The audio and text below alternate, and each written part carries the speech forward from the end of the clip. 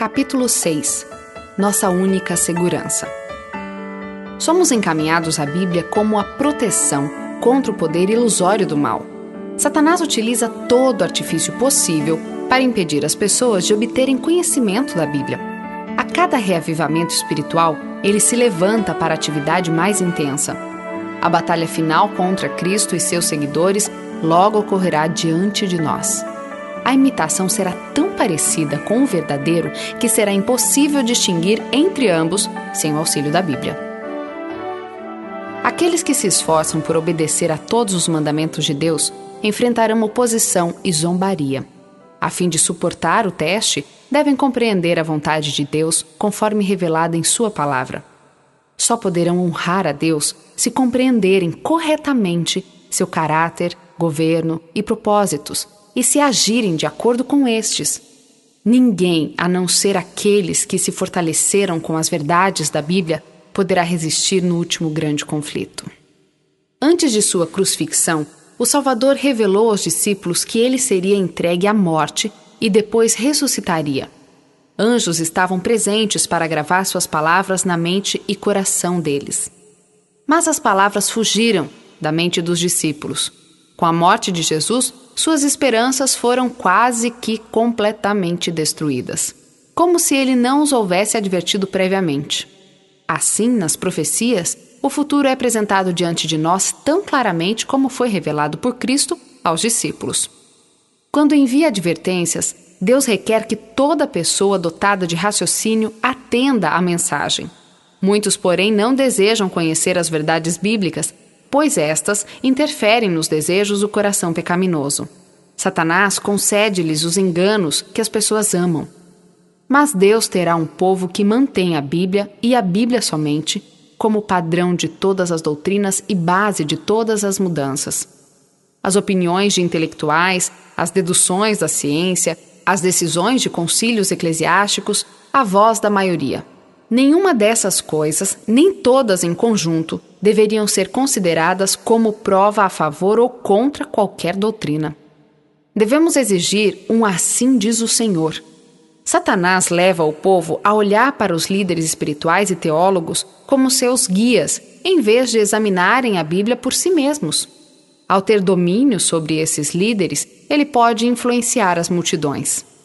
Quando Cristo veio, o povo comum ouvia seus discursos com prazer. Mas os chefes dos sacerdotes e os homens de posição elevada se fecharam no preconceito, rejeitaram as evidências de seu caráter messiânico. O povo perguntava: como pode ser que nossos líderes e cultos escribas não creem em Jesus? Esses mestres levaram muitos judeus a rejeitar o Salvador. Exaltação da autoridade humana.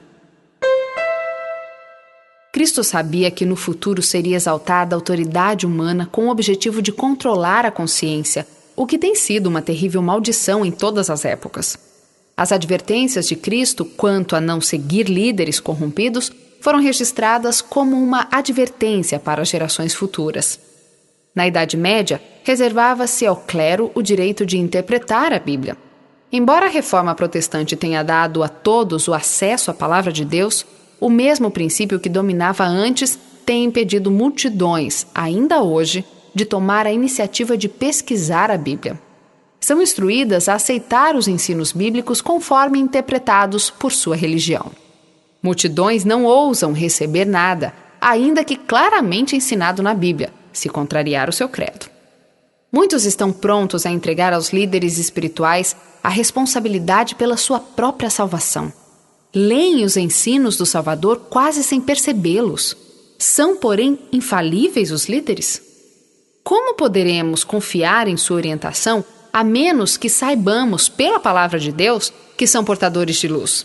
A falta de coragem moral leva muitos a seguir as pegadas de pessoas cultas e assim vão se tornando desesperadamente presos nas algemas do erro. Veem na Bíblia as verdades para este tempo e sentem o poder do Espírito Santo acompanhando a proclamação dessas verdades, mas ainda assim permitem que líderes religiosos os desviem da luz. Satanás atrai multidões ao ligá-las com suaves laços da afeição aos que são inimigos da cruz de Cristo. Essa ligação pode ser paternal, filial, conjugal ou social. As pessoas postas sob domínio dele não têm coragem de obedecer às próprias convicções sobre o correto. Muitos afirmam que não importa o que alguém creia, se sua vida for correta. Mas a vida é moldada pela fé. Se a verdade estiver ao alcance e nós a negligenciarmos, estaremos rejeitando-a na prática e, assim, escolhendo as trevas em vez da luz. A ignorância não é desculpa para o erro ou pecado quando há oportunidade de conhecer a vontade de Deus. Alguém em viagem chega a um lugar em que há várias estradas e a sinalização indica aonde cada uma delas leva. Se a pessoa desatende a indicação e toma qualquer caminho que lhe pareça correto, poderá ser muito sincera, mas andará pelo caminho errado.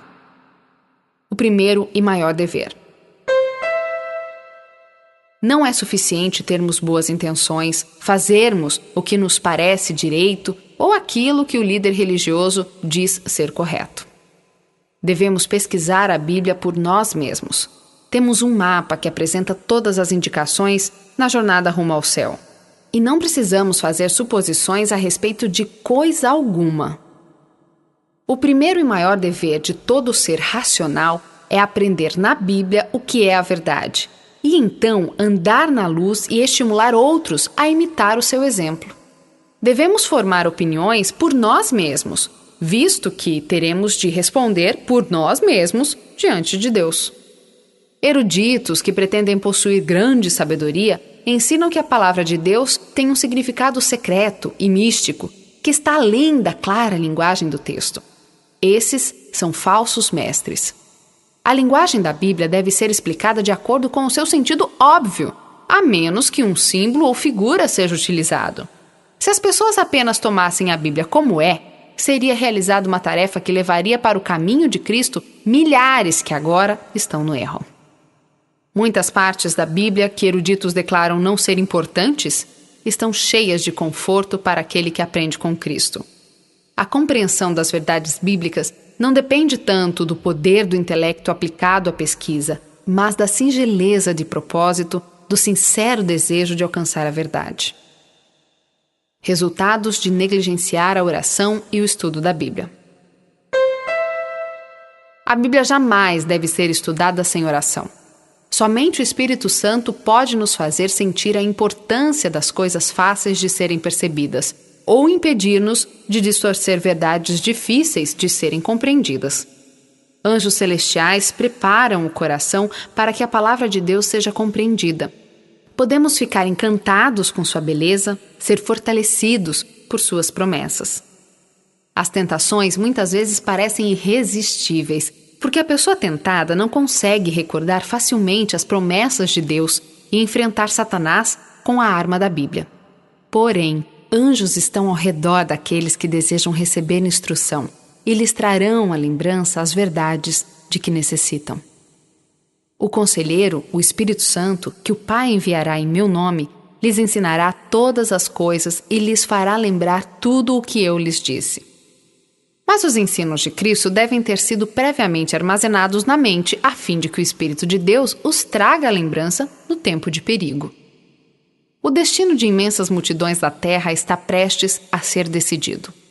Todo seguidor de Cristo deve indagar com sinceridade: que devo fazer, Senhor? Precisamos buscar agora uma experiência profunda e viva nas coisas de Deus. Não temos sequer um momento a perder. Muitos se orgulham pelos maus atos que não praticam. Não basta, contudo, que sejam árvores no jardim de Deus. Devem produzir frutos. Essas pessoas estão registradas nos livros do céu como ocupando em vão o solo.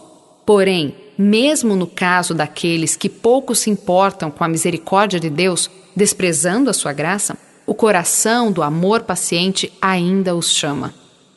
No verão, não é percebida diferença alguma entre os ciprestes e outras árvores. Mas, ao soprarem as rajadas do inverno, os ciprestes permanecem inalteráveis, ao passo que as demais árvores perdem a folhagem. Se surgir a oposição, novamente for exercida a intolerância religiosa, inflamada a perseguição, Os insinceros e hipócritas vacilarão, renunciando à fé. Mas o verdadeiro cristão permanecerá firme. Sua fé estará forte e sua esperança será mais viva do que nos dias de prosperidade. Bendito é o homem cuja confiança está no Senhor, cuja confiança nele está. Ele será como uma árvore plantada junto às águas e que estende as suas raízes para o ribeiro.